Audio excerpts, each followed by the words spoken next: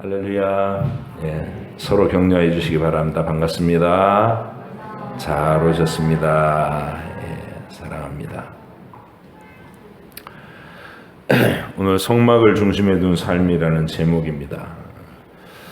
기본적인 내용은 1장과 동일해요. 지파별로 숫자를 말해주고 그 총 합계의 숫자가 얼마인지를 1장과 딱 맞게 동일하게 밝혀줍니다. 그 내용의 방향이 어떤지, 얼마나 1장과 같은지 32절로 34절을 먼저 한번 같이 보겠습니다. 맨 끝에 32절 34절 시작. 이상은 이스라엘 자손이 그들의 조상의 가문을 따라 계수된 자니 모든 진영의 군인 곧 계수된 자의 총계는 60만 3,550명이며 레위인은 이스라엘 자손과 함께 계수되지 아니하였으니 여호와께서 모세에게 명령하심과 같았느니라. 이스라엘 자손이 여호와께서 모세에게 명령하신 대로 다 준행하여 각기 종족과 조상의 가문에 따르며 자기들의 길을 따라 짐치기도 하며 행진하기도 하였더라. 이렇게 있어요. 60만 3,350명. 1장과 같나요? 민수기 1장 46절에 계수된 자의 총계는 60만 3,550명이었더라. 똑같죠? 똑같은 얘기. 또 33절의 내용도 같아요.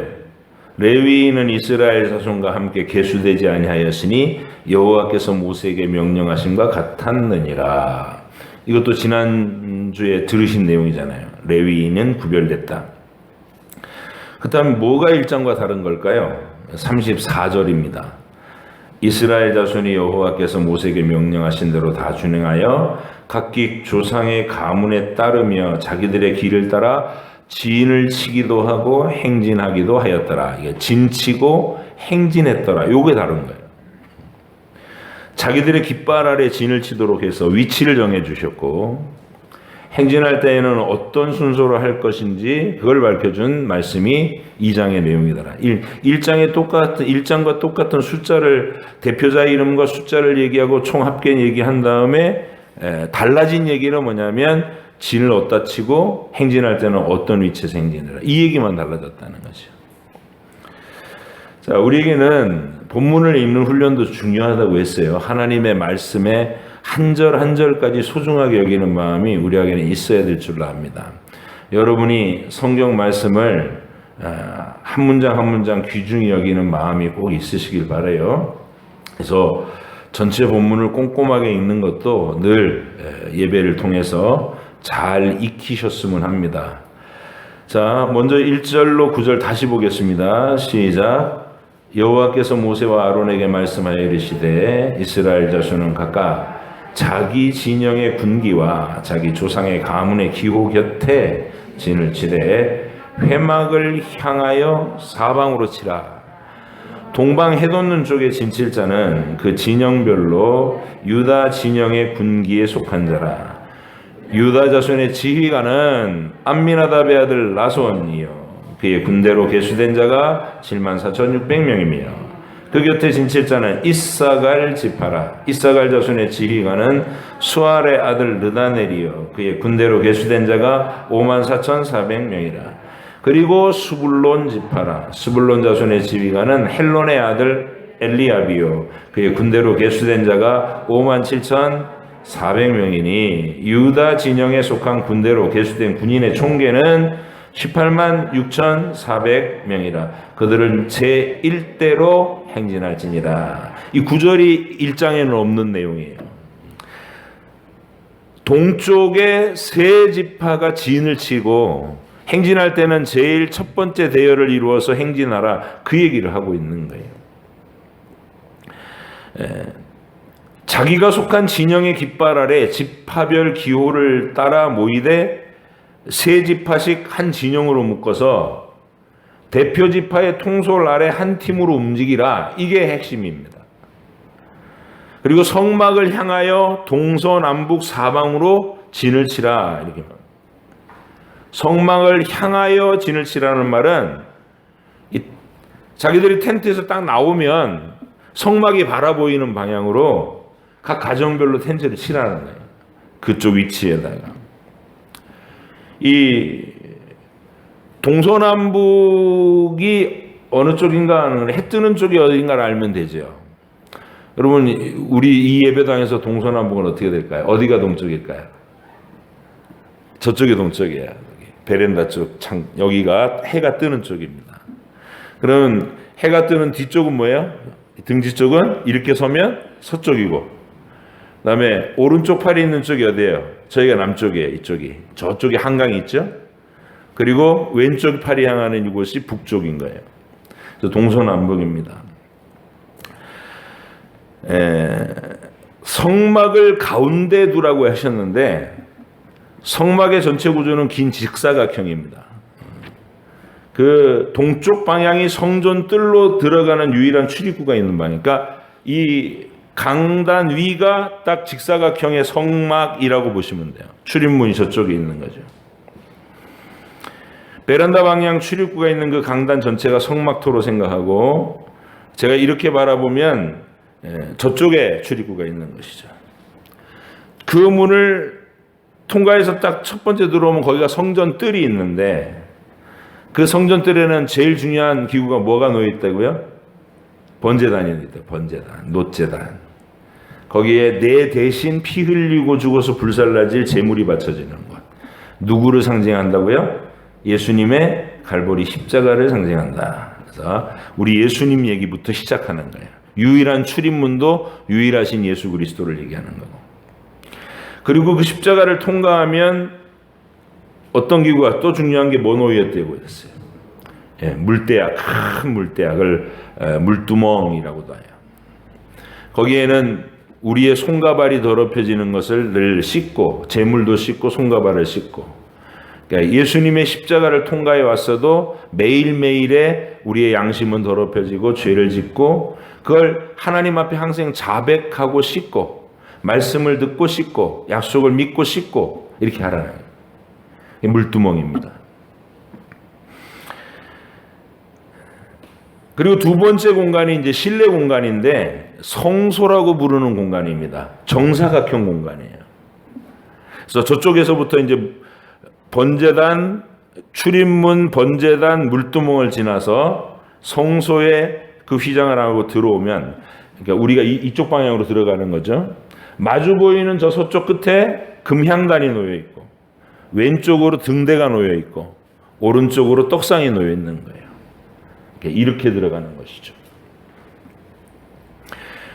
그래서 이게 예수님을 상징하는 물건이라고 했죠. 좌측에 등대는 빛이 되신 우리 예수님, 우측에는 우리의 생명의 떡이 되시는 예수님, 그리고 저 안쪽에 마주 보이는 곳에는 우리의 향기가 되시는, 우리의 죄의 악취를 가려주시는 예수님의 완전하심을 나타내는 그 예수님 자체를 설명하는 공간이에요.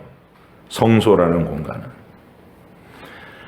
그 예수님을 통해서 더 안쪽으로 들어가면 세 번째 공간인 지성소가 있습니다. 이 지성소도 역시 정사각형 공간이에요. 법궤가 가로로 이렇게 놓여 있는데, 그 이 덮개 위에는 두 명의 천사가, 법궤가 이렇게 가로로 여러분 보시는 방에서 이렇게 놓여 있다면 두 명의 천사가 날개를 이렇게 맞대고 시립하고 있다. 서 있는, 이렇게 맞대고 하나님의 보좌에 이렇게 앉아 계시면 천사가 호위하고 있는 그런 모습을 상징한 법궤입니다. 죄인인 우리는 저 성전뜰에 있는 번제단 위에서 나를 대신해서 피 흘려 죽으신 예수님의 십자가 피로 사면을 받습니다. 그리고 생활 속에 들어오진 우리 양심의 죄를 자백하고 씻음받고 예수님을 만나서 예수님과 하나가 되면 하나님의 보좌 앞으로 두려움 없이 언제든 나아갈 수 있습니다. 그 내용을 우리 주님께서 이렇게 말씀해 주신 거예요. 요한복음 14장 6절에서 예수께서 이르시되 내가 곧 길이요 진리요 생명이니 나로 말미암지 않고는 아버지께로 올 자가 없느니라. 예수님이 그 성막이 예수님을 통한 아버지께 가는 길을 표현해 준 진리의 약속이다. 히브리서 4장 15절로 16절에 우리에게 있는 대제사장은 우리의 연약함을 동정하지 못하시리가 아니요 모든 일에 우리와 똑같이 시험을 받으시니로되 죄는 없으시니라. 우리처럼 똑같이 고생을 하시고 가난과 궁핍과 멸시와 모욕 속에서 하나님을 굳게 붙들고 아버지를 굳게 붙들고 사셨다는 거예요. 우리의 모든 연약함과 아픔을 이해하시는 주님이시다. 자, 그러므로 우리는 긍휼하심을 받고 때를 따라 돕는 은혜를 얻기 위하여 은혜의 보좌 앞에 담대히 나아갈 것이니라. 저와 여러분들이 지금 그 은혜의 보좌 앞으로 나오시는 거예요. 자, 이 동쪽, 저 출입구 쪽, 그쪽 공터에는 유다 지파가 대표 지파가 되고 이사갈 지파와 스불론 지파가 한 팀이 그 첫 번째 진영, 그 동쪽의 진을 치라고 했어요. 유다 지파의 상징 깃발이었던 사자가 그려진 깃발 아래 세 지파가 성막을 향해서 자기들의 텐트를 친 거예요. 1장에서 이미 밝혔던 각 지파의 대표와 숫자를 다시 말해줍니다. 유다 지파는 암미나답의 아들 나손, 그가 이끄는 74,600명. 이사갈 지파는 수알디엘의 아들 느다넬, 그가 이끄는 54,400명. 스불론 지파는 헬론의 아들 엘리압, 이끄는 57,400명. 세 지파의 합계가 186,400명이고 행진할 때는 이 세 지파가 제일 앞에 일대로 행진하라는 명령이 나옵니다.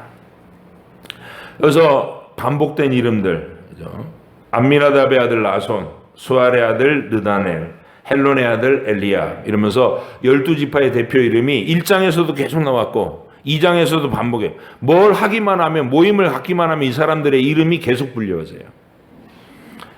여러분, 하나님의 교회에서 여러분의 이름이 이렇게 주목되고 기억되는 이름들이 되시길 바랍니다. 있으나마나한 이름이 아니라 하나님의 일에 늘 앞장서고 예배 자리에 늘 자신을 이렇게 하나님께 드리고 공동체 앞에 드러내서 서부중앙교회 그러면 아무개가 항상 떠오르는, 지금 여러분이 그런 사람들이에요.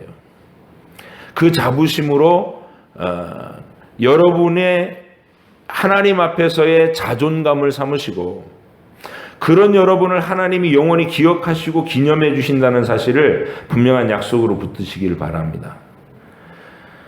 자, 이제 그 동쪽 오른편으로 돌아가면 남쪽이라 그랬죠. 남쪽에는 어떤 지파들이 있을까? 10절로 16절 함께 읽겠습니다. 시작.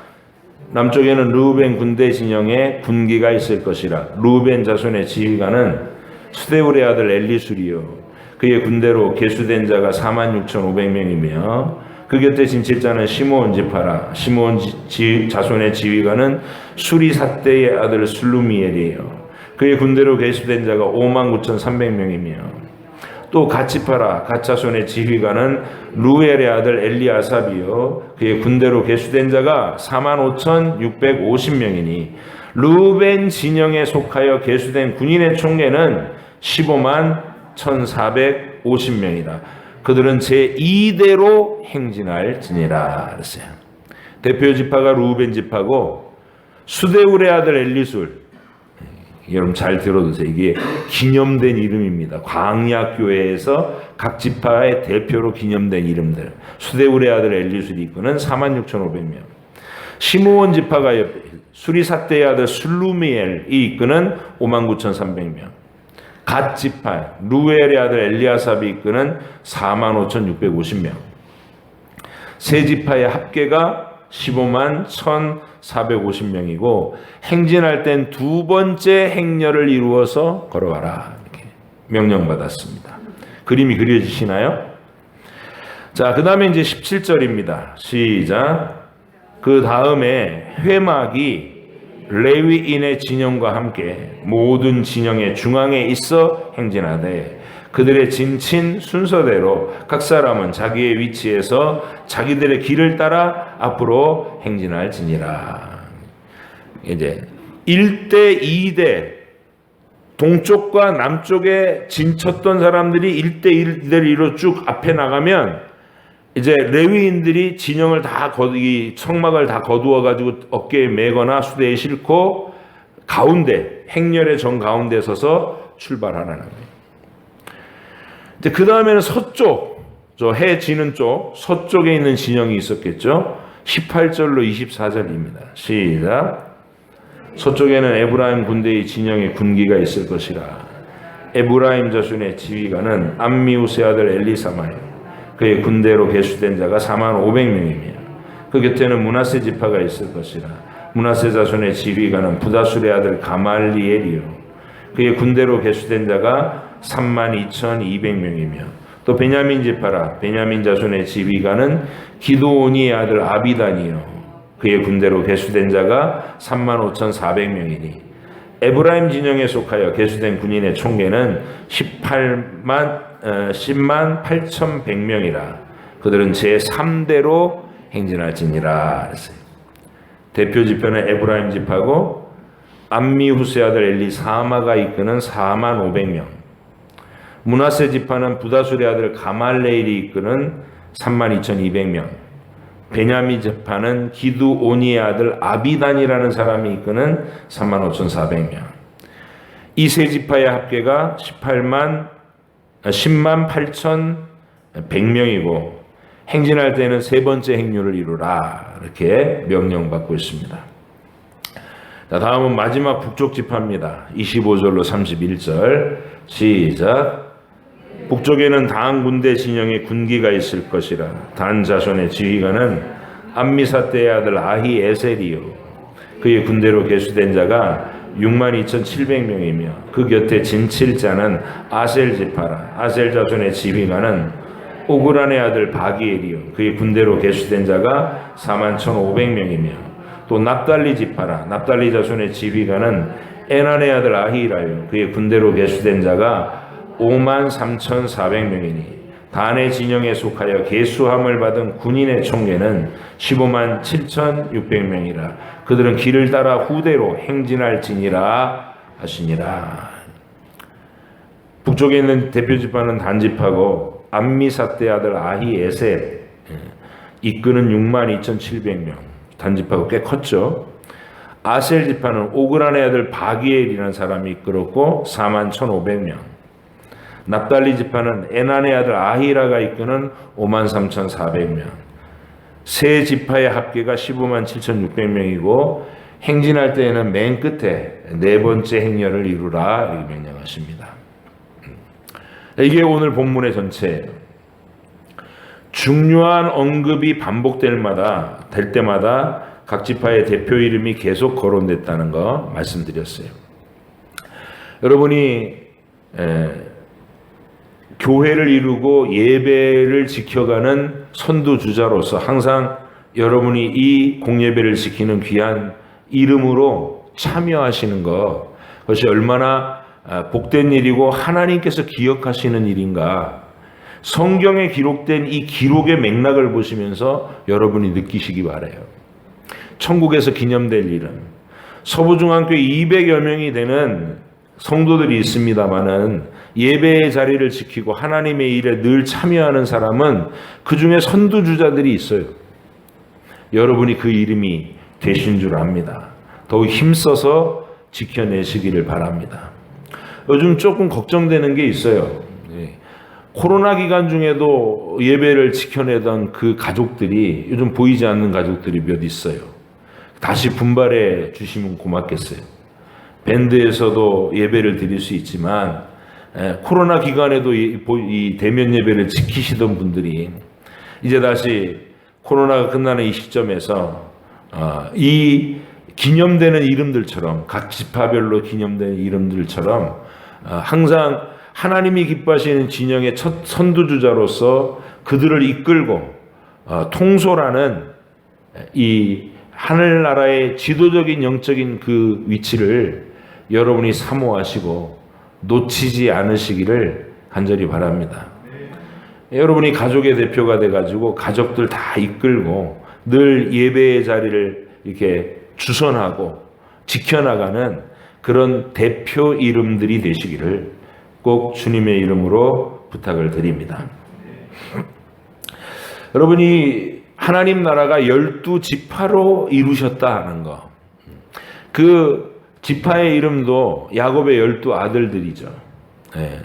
물론 이제 그 사연이 레위 지파는 구별돼 가지고 12에서 빠지고 계수하지 않는 특별한 존재로 이렇게 구별해내고 그 하나가 빠진 대신에 요셉을 둘로 나눠서 에브라임과 므낫세로 채웠다. 예, 그렇게 말씀을 드렸죠. 어쨌든 하나님이 이 12지파를 형성한 게 야곱의 12아들들이에요. 근데 이 12명의 아들들이 하나의 나라로 한 하나님 앞에서 연합됐다는 건 기적이다. 이렇게 말씀드립니다. 오늘날에도 이 가정사가 복잡한 돈 많은 그 사람들, 가정사가 복잡해가지고 아내가 여러 명 되고 그 사이에서 태어난 아이들이 서로 이렇게 있는데 어머니가 다른 아들들이 서로 친하고 막 사이좋게 지내는 경우가 흔한가요? 별로 안 흔하죠. 이 야곱의 가족은 딱 구성이 그래요. 경쟁하는 두 자매. 레아는 외모가 딸리고 라헬은 얼굴이 아리따고 고왔어요. 그래서 야곱이 라헬만 자기 아내로 인정하고 특별히 이렇게 편애하는, 노골적으로 편애하는 그런 가정을 꾸렸어요. 그래서 슬픈 라헬이 하나님의 위로를 구하고 하나님께 위로받아갖고 많은 아들을 낳고, 그리고 각각의 여종들, 몸종들이 또 첩으로 이렇게 에나키 경쟁을 할 때 레아도 라헬도 첩을 자기 몸종을 첩으로 또 들여가지고 아들을 더 얻기를 원했던 에나키 경쟁. 그래서 제일 1번 아내인 레아가 6명의 아들을 낳고 두 여종이 2명씩 더 낳았고, 그래서 10명이죠. 그리고 이제 라헬이 마지막으로 낳은 아들이 요셉과 베냐민 낳으면서 난산으로 라헬은 미리 일찍 죽습니다. 근데 이제 야곱이 노골적으로 또 요셉을 편애를 하니까 이 10명의 형들이 심히 상처를 받고 미움이 커져가다가 그 증오심으로 요셉을 죽이려 하고 팔아먹는. 그러니까 물리적으로 보면 도저히 하나가 될 수 없는 불가능한 공동체입니다. 각각의 개성들이 뚜렷하고. 그런데 하나님은 하나님의 특별한 계획과 약속 속에서 이 12명을 다 훈련시키셔서 다듬으셔요. 그리고 요셉을 특히 강력한 훈련을 시키신 다음에 그를 폭발적인 깊은 사랑으로 무장시키셔가지고 이 10명의 형들을, 자기를 팔아먹고 죽이려 하고 팔아먹었던 형들을 용서하면서 하나를 이뤄요. 그게 하나님의 나라입니다. 그래서 우리는 딱 이런 모습대로 서로 사랑할 수 없는 불가능한 공동체에서 예수님이 먼저 보여주신 십자가의 희생의 사랑을 다 받은 자로서, 그래서 예수님의 십자가 사랑 때문에 서로 모자라고 서로 마음에 안 드는 부분이 있는 서로를 용서하고 끌어안고 한 덩어리로 살아갈 수 있는 존재, 그 다양성과 통일성을 가진 소중한 공동체, 그게 현실의 교회들입니다. 하나님 나라는 그렇게 완성될 거예요. 여러분, 서로에게 있는 개성과 특징들, 우리의 이 죄성의 마음으로는 마음에 안 드는 구석이 더 많을 거예요. 나를 참 감동시키고 늘 멋지다고 생각하고 설득되게 하고 이러는 사람은 흔치 않아요. 그죠?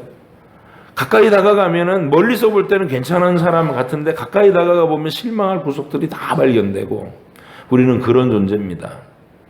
그러나 하나님이 먼저 보여주신 십자가 사랑으로, 용서의 사랑으로 서로를 받아들이면서 이 다양한 서로를 소중히 여길 수 있는 우리가 되기를 간절히 바랍니다. 하나의 뜨거운 십자가 사랑으로 주님이 우리를 위해서 먼저 희생했듯이, 자기를 희생했듯이 우리도 내 마음에 드는 사람을 찾는 게 아니라 내가 어떻게 하면 이들을 다 끌어안고 도울 것인가, 끝까지. 나를 희생하고 섬기는 사랑으로 우리가 원리를 삼아서 이 12지파를 한 덩어리로 모으신 이 하나님의 계획, 하나님의 의도를 항상 기억하고 우리 소중한교회 성도들도 한 덩어리로 서로를 소중하게 여기는 귀한 분들 되시기를 부탁드립니다. 이 진의 배치를 성막을 중심으로 했다는 것은 이스라엘 백성들의 삶이 하나님의 진리를 중심에 두고 살아야 한다는 것을 보여준 거예요. 아까 이 성막의 구조 자체가 뭐라고요? 하나님의 아들 예수님을 통해서 죄인인 우리를 보좌 앞으로 이끌어 들이시려는 하나님의 계획이 발표된 게 성막이에요. 그 성막을 삶의 중심에다 놓고 머물 때든지 행진할 때든지 항상 중심에 두고 살아라. 이게 오늘 본문의 그림으로 보여주시는 가장 핵심적인 명령입니다. 여러분, 성막을 중심으로 둔 삶을 살 수 있기를 원합니다. 그 성막을 중심으로 둔다는 건 뭐예요? 예수님 중심으로 살으라는 거예요.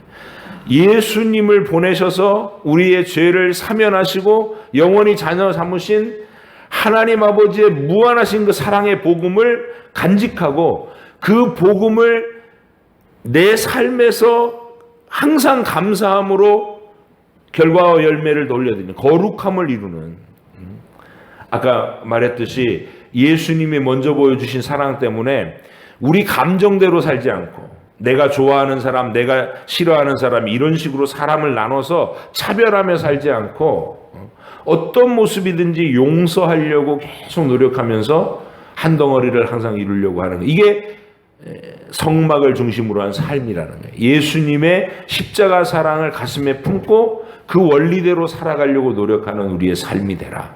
머물 때든지 행할 때든지.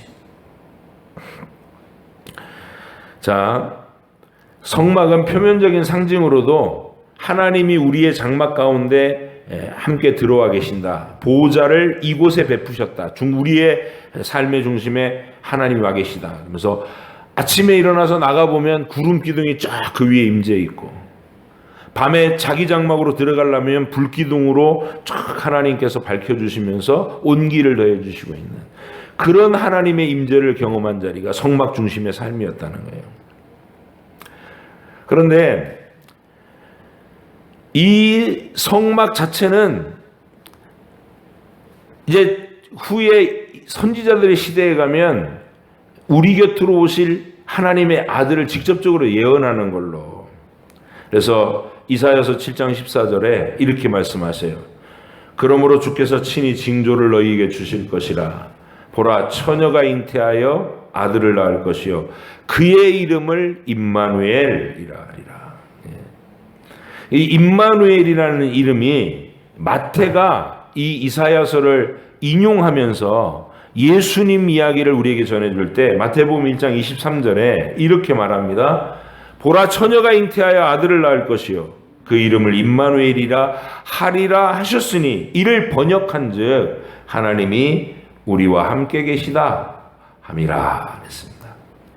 그래서 예수님이 우리 가운데 오신 것을, 우리 곁에 오신 것을 성막이 상징했다. 이것을 분명히 보여주죠. 그래서 민수기를 쭉 읽어가면 광야 백성들이 성막을 중심으로 머물고 행진했단 말씀은 오늘날 우리에게는 예수님을 마음에 모신 삶을 말하는 겁니다. 예수님 안에서 성령 하나님의 이끄심을 받아 하나님 아버지와 깊은 사랑의 교제를 나누는 삶이 오늘 본문이 그림으로 보여주는 진리의 내용이다, 그 말이죠. 하나님께서는 택하신 백성들의 죄의 연약함이 너무나 분명하게 드러나는 그 광야의 현장에서 그들을 향하신 하나님 자신의 최종적인 사랑의 계획들이 상징과 예언으로 계속 보여주시는 거예요. 하나님의 아들이 장차 너희들의 죄와 연약함을 어떻게 용서하면서 계속 너희 가운데 계실 것인지. 그래서 반석에서 나온 물, 그 물은 예수님은 이렇게 얘기했어요. 내가 주는 물을 마시는 자는 영원히 목마르지 아니하리라. 이 음성을 떠올리게 해줍니다. 반석에서 나온 물. 그 반석을 모세를 통해 하나님이 내가 바위 위에 설 테니까 네가 그 반석을 지팡이로 쳐라. 고난받고 자기가 쪼개져서 생명수를 흘러보내시는 예수님을 노골적으로 상징하신 말씀입니다. 그리고 40년간 한결같이 하늘로부터 내리던 만나는 우리 주님이 이렇게 말씀하세요. 내가 곧 생명의 떡이요 내게 오른 자는 결코 줄이지 아니할 터이요 나를 믿는 자는 영원히 목마르지 아니하리라. 우리의 영원한 생명이 생명의 양식이 되어 주시겠다는 약속을 그렇게 뜨겁게 해주셨어요. 그리고 이제 민수기에 보면 장대 끝에 노뱀이 매달리는 사건이 나옵니다. 불평하다가 죽어가는 사람들, 뱀에 물려서 죽어가던 사람들. 그때 그 사건을 놓고 우리 예수님이 이렇게 해석하세요. 모세가 광야에서 뱀을 든 것처럼 인자도 나도 들려야 하리니 이는 저를 믿는 자마다 영생을 얻게 하려 하심이라. 이 십자가를 설명해 주셨습니다. 우리는 이 진리와 이 진리의 실체이신 예수님을 삶의 중심에 놓고 살아야 한다는 것입니다. 이거를 우리 교회의 표로 표현해 준 것. 오늘 본문으로 읽은 이 민수기 2장의 내용이 그림으로 딱 그려지잖아요. 성막의 가운데 있고 동서남북에 어떻게 이렇게 진을 치고 행진했는지가 딱 그림으로 나올 때 이 내용을 우리 교회의 표로 얘기해 보자면 하나님 중심, 말씀 중심, 교회 중심의 삶을 살아라. 우리가 그렇게 지금 실천하고 있는 삶입니다. 여러분이 민수기 2장에서 보여주는 하나님의 진리대로 순종하며 사시는 거예요. 교회 중심, 말씀 중심, 하나님 중심으로 살면. 자, 마지막 정리는 이겁니다. 하나님의 백성들을 시내산 위에서 레위기의 말씀으로 다 이렇게 하나님의 교제의 지침서를 주시고 또 출애굽기 후반부를 통해서 성막을 어떻게 만들려고 그 계시, 성막 계시를 다 이제 만드신 다음에 1년이 걸렸어요. 그게 성막 만들고 말씀 계시 주시는 게. 그런 다음에 이제부터 약속의 땅으로 행진해 나가실 텐데 그 행진 명령을 하나님이 하실 때 그냥 출발 앞으로 그래서 모세 한 사람만 지팡이 딱 들고 앞에 막 나가고 나머지는 그냥 막 뒤섞여 가지고 무질서하게 걷는 그런 행렬이 아니었다는 거예요. 하나님이 성막을 가운데 딱 놓으시고 동쪽에 누구 남쪽으로 누구 서쪽으로 누구 북쪽으로 누구 이렇게 진을 칠 때는 딱 질서 있게 자기 위치를 정해라. 그리고 행진을 할 때는 제일 첫 번째 유다 지파가 앞장서고 그 다음에 루벤 지파가 대표 지파가 두 번째 팀이 두 번째로 나가고 가운데 레위인들이 성막의 기구들을 가지고 행하고 그리고 단 지파가 중심이 되는 세 번째 지파가 나가고 북쪽의 세 지파도 맨 마지막 대에서 행렬을 하고 정해진 위치 정확한 포지션에서 자기의 자리를 지키면서 이렇게 규모 있고 질서 있게 행진하게 그렇게 하나님께서 하나님의 백성을 명하셨다는 것이죠. 여러분과 제가 예수를 믿고 나면 제일 먼저 진행되어야 될 일이 우리의 삶이 게으르고 무질서하고 방향 없이 살던 것이 다 교정이 돼야 돼요. 인생의 목적이 없이 그냥 하루하루 눈 뜨면 어디로 가야 될지를 자기 인생의 가치를 생각하지 못하고 그냥 축 처져가지고 늦게까지 깨어있다가 늦게까지 자고 이게 무질서한 인생을 사는 그런 모습에서 성령 충만한 삶을 살면은 그런 것들이 질서정연해지는 거예요. 밤에 일찍 하나님께 하루를 마감하고 기도하고 잠들고 일찍 깨어서 말씀을 묵상하고 하루를 출발하고 그리고 땀 흘려 일할 일터를 구하여서 열심히 자기에게 맡겨진 인생의 하루하루의 사명을 감당해내고, 학생은 공부하는 데 열심히 내고, 직장인들은 직장을 열심히 다니고, 이게 규모 있는 삶, 질서 있는 삶을 명령받고 있다는 것입니다. 그래야 그 속에서 우리가 섬기는 하나님과 우리 가운데 임재해 계신 하나님의 영광이 더 찬란하게 드러낼 수 있는 거예요.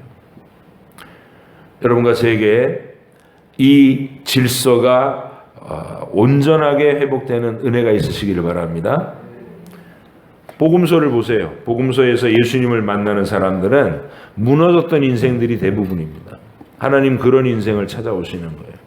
병들고 고통당하는 인생에 실패한 사람들, 뭔가 성공한 것 같았지만 공허한 사람들,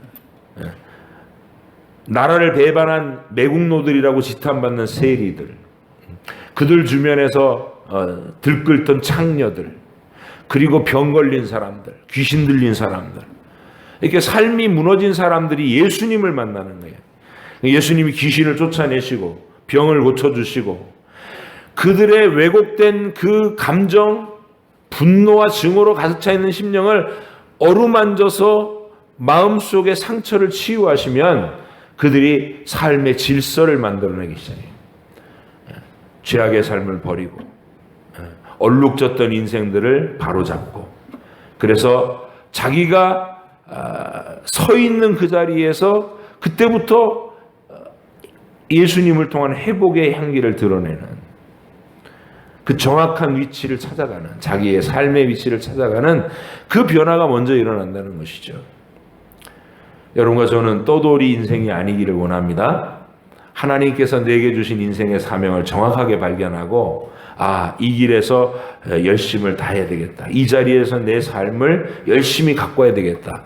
삶의 목표와 목적이 뚜렷해지고 여러분의 하루하루가 의미로 충만해지는 그런 인생을 살아내게 하실 줄 믿습니다. 도우실 거예요. 선한 결심이 필요합니다. 하나님,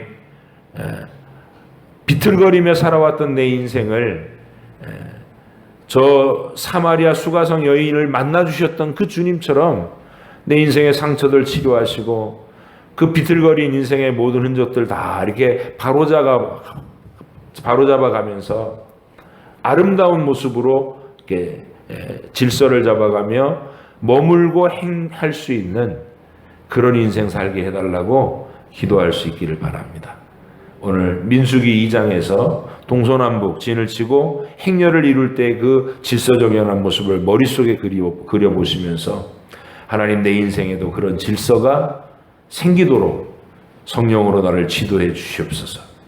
우리의 가정 안에도, 이 가족들 안에도, 나의 자녀들에게도 이러한 삶의 질서가 다 생기도록 마음의 상처를 치료해 주시고, 마음의 염려와 근심과 모든 의심과 이런 것들을 다 물러가게 해주시고, 마치 주님이 귀신들을 쫓아내셔서 우리 영혼들을 자유케 해주시는 것처럼 우리를 모든 짓눌림에서 해방시켜 주시고, 건강한 영혼으로 질서정연하게 주님을 따라 하나님이 명령하시는 분명한 그 방향으로 순종해 나아갈 수 있는 나와 내 가족 되게 해달라고, 또 우리 교회 되게 해달라고 기도하시는 여러분 되시기를 축복합니다. 기도하겠습니다.